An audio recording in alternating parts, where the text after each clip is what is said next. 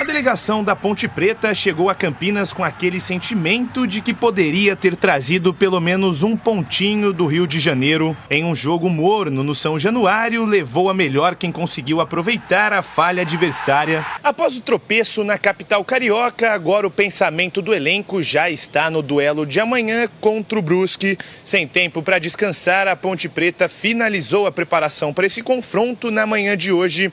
E quem novamente deve estar entre os titulares é o atacante Danilo Gomes, que foi contratado para a Série B e vem sendo uma surpresa positiva na equipe de Hélio dos Anjos. Vem me cobrando bastante para fazer gols.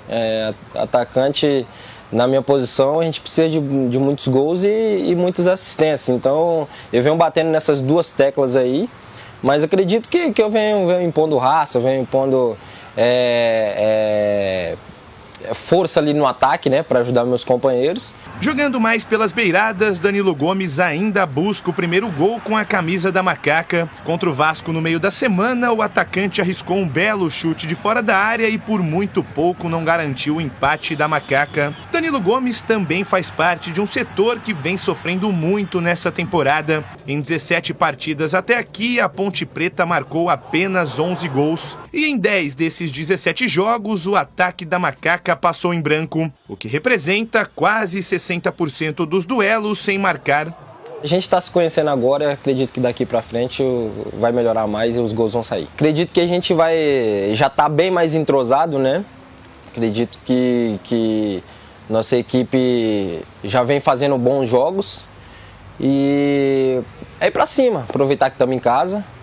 Aproveitar o fator casa e fazer o nosso jogo aqui, o dever de casa. Sem desfalques para a próxima partida, a tendência é que o técnico Hélio dos Anjos repita a escalação pela terceira vez consecutiva. Com isso, uma provável Macaca vem com Kaique França no gol, Norberto, Thiago Oliveira, Fábio Sanches e Arthur no sistema defensivo, no meio, Ramon Carvalho, Felipe Amaral e Leonaldi, e para fechar o ataque, Danilo Gomes, Echaporã e Luca. E para o torcedor interessado em comparecer ao Moisés Lucarelli, a diretoria da Ponte Preta já iniciou a venda de ingressos para o duelo contra o Brusque. Os preços variam entre R$30 e R$80 e as bilheterias ficam abertas hoje até às 6 da tarde e amanhã das 11 da manhã até o horário da partida. Ponte Preta e Brusque se enfrentam às 8h30 da noite no Estádio Majestoso.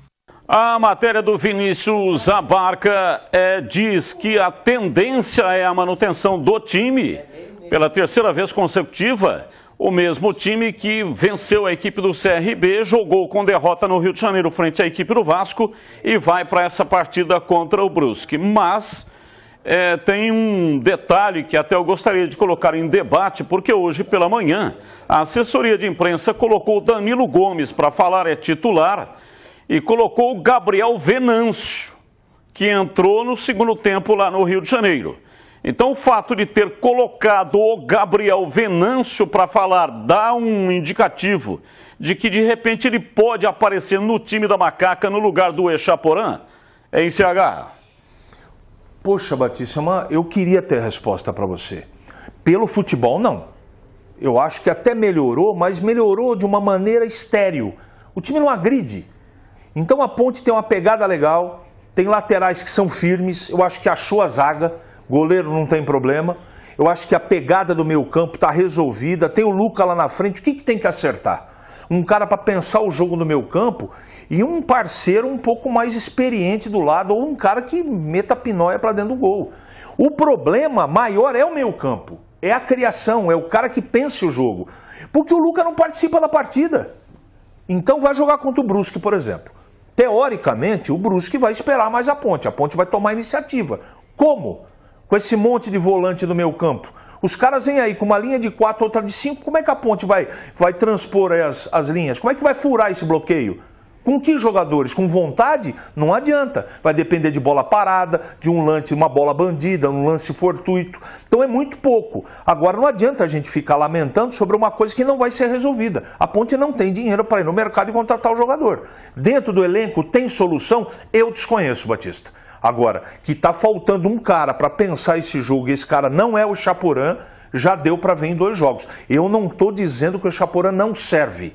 O problema da Ponte, para mim, é a articulação do meio campo. Um cara que tem que pensar o jogo. E esse cara não é o Echaporã. Olha, todo técnico gosta de repetir a mesma escalação. Afinal de contas, o futebol, como falava o Brasil de Oliveira, comentarista morto lá em 96, né? Aliás, vai ser homenageado com um filme. Nós vamos trazer o cineasta aqui, mas no mês que vem será lançado o filme com a vida, contando a vida do Brasil de Oliveira. E até eu fiz lá uma participação. Futebol é association, ou seja, é necessário ter entrosamento. Mas, gostaria de ouvir o Tigrão a respeito disso. Pode ser que o técnico resolva mexer no time porque o Echaporã não jogou bem, não convenceu. E aí o fato de ter colocado o Gabriel Venâncio para a entrevista coletiva pode indicar a entrada dele no time. E a pergunta é, ele tira um volante, joga com 2 volantes para a entrada do Gabriel Venâncio, ou ele vai fazer essa alteração tirando o Echaporã, que não foi bem, e colocando o Gabriel Venâncio? São boas opções. São boas opções. Se ele botar o Gabriel Venâncio em lugar do Echaporã, ele muda o desenho tático, né? Em tese, assim, olhando sem ainda conhecer integralmente, com profundidade, as características de todos os jogadores que a Ponte contratou, e a Ponte contratou quantidade, né? Não vamos falar ainda de qualidade, mas contratou, por enquanto, uma baciada aí grande de jogadores. Então, a priori, se ele fizer isso que você colocou, ele sai de um 4-3-3, bem pronunciado, para um 4-4-2. Agora, aquilo que o CH colocou é verdadeiro, na medida em que você vê que de 11, 12 gols que a Ponte fez aí, 7 são do Luca. Então ninguém marca gol nesse time, né? No campeonato até agora, em 4 gols, a Ponte tem 0,25 por jogo. Ou seja, ela fez 1 gol em 4 jogos. E quem que fez o gol? Adivinha? Você tem só uma chance, só uma alternativa. Foi o Luca. Então precisa ter mais alguém que converse com o Pizerni para aprender a botar a pinóia lá dentro do balaio, né? Lá dentro da malha. Fazer uma homenagem aqui também para o Dirceu José, né? Na teia. Pepita, tá na teia. Tem que botar a Pepita na teia, tem que botar a pinóia na caçapa. E a Ponte não está fazendo gols. Agora, a questão do meio-campo, o Ramon Carvalho, ele é um cara que entrou bem no time.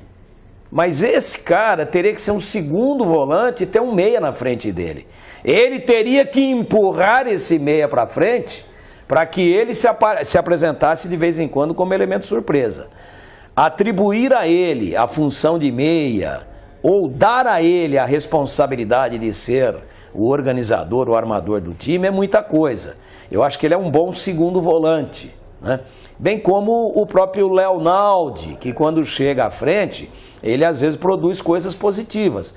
Por que produz coisas positivas? Porque chega na surpresa. Você fala, Leonaldi, vou vestir a 10 em você e a partir de hoje você passa a ser o nosso armador. Você é o homem de alimentação de ataque. Não adianta, é questão de característica, de capacidade e de estilo de cada um. É a mesma coisa de você chegar aqui para mim e falar, tá precisando de um cirurgião cardíaco lá no Hospital Veracruz, ou no Centro Médico de Campinas, ou no Hospital Samaritano. Você pode assumir essa função, já que você é um cara que lê bastante sobre o assunto? Não dá, não é para mim, pô, meu negócio é outro. Eu posso ir lá ajudar a botar o cara que vai ser operado na maca. Aí é volante, né? Vai fazer o braçal. Agora, fazer a cirurgia, mapear, olhar lá naqueles equipamentos todos, robótica, não é a do Tigrão. Então não adianta você pegar um volante e fazer com que ele faça a bola chegar com qualidade. Então a Ponte tem 2 problemas, apesar do time ter melhorado. A atitude melhorou, sim, fez um jogo ali no pau com o Vasco, que tem os seus problemas, que entrou pressionado, mas do mesmo jeito que o Vasco ganhou de 1-0, poderia a Ponte ter vencido por 1-0 ou até ter achado um gol lá no finalzinho. Mas o grande problema é esse. A bola chega muito pouco, ela chega espremida, ou é o Norberto que dá uma arrancada e leva essa bola lá, porque o Arthur leva pouco, tem produzido pouco, apesar de ter feito uma partida boa contra o CRB, mas ou o Norberto faz a função e leva essa bola e bota lá dentro para ver o que acontece, ou ela chega espremida, né? A bola chega toda sofrida, toda torta, porque não tem o cara que tá acalmando e fala, garotinha, vem aqui, criança, deita aqui no colo do tio que aqui a gente sabe o que faz. Tá faltando esse cara no meio da ponte. E ontem, no nosso Esporte em Debate da Rádio Bandeirantes, que aliás vai ao ar hoje de novo das 17 até as 19h30, você é nosso convidado, a gente faz um debate quente toda tarde. Você levantou um tema de debate para ouvir a opinião da equipe sobre o Renato Cajá, que estaria disponível. Eu acho que o Renato já é veteraníssimo, mas do jeito que está o meio-campo da Ponte, é questionável a condição física do Cajá. E também não sei se ele faria contrato com a Ponte, estamos apenas aqui elucubrando. Mas, dentro desse elenco, com 2 ou 3 moleques que correm muito por ele no meio-campo, é o cara para fazer a bola chegar, para servir. Porque o que acontece é o seguinte, a janela está fechada. Exatamente. Então, essa é uma novidade desse ano. Não pode contratar nenhum jogador que esteja empregado até a abertura da segunda janela, 18 de julho. Mas pode contratar se o jogador não estiver empregado, que é o caso do Renato Cajá. Pois é. Há uma dificuldade muito grande no aspecto financeiro, é sempre difícil mesmo. Falava dialogar, sobre isso conversar, ontem. acertar com o Renato Cajá, mas a Ponte vai ter que ir ao mercado e contratar um meia. É um setor carente, a bola não chega, o Luca vai morrer de fome lá na frente porque a bola não chega. E aí ele tem que sair da área para buscar. Ele já não é um jogador centralizado, não é um centroavante. Não. Ele já não é um centroavante, então joga improvisado. Mas a bola não chega. Ele tem bom poder de arremate. Haja visto o que ele fez na partida contra o CRB. Chegou uma até agora, em 4 jogos. Uma então, será que o ele guardou? Não seria a solução? Nós estamos com uma enquete aqui, ó. Participe da nossa enquete. Qual o resultado do jogo de amanhã? Tá dando o Brusque, hein? 57,1. Ponte 28,6. O empate 14,3. 971021493. O QR Code na tela. Para você participar conosco. Eu acho pertinente uma informação. O Sub-23 tem novo comandante, né? Sub-23, na parceria com o Audax, Felipe Moreira foi contratado pela Ponte e vai começar a trabalhar como técnico do Sub-23. Bom nome, gosto do trabalho do Felipe e já foi inclusive técnico do profissional da Ponte e quando foi demitido na época, depois de uma eliminação para o Cuiabá, numa Copa do Brasil, Batista sempre fala sobre isso. Ele vinha numa sequência muito boa, né, Batista? E foi injustamente desligado. Tá aí a matéria no portal carlosbatista.com.br. Felipe Moreira, ótimo treinador, tinha 62% de aproveitamento quando ele foi demitido pela Ponte Preta injustamente após a saída da Copa do Brasil nos pênaltis para o Cuiabá. Matheus Jesus é que errou o pênalti.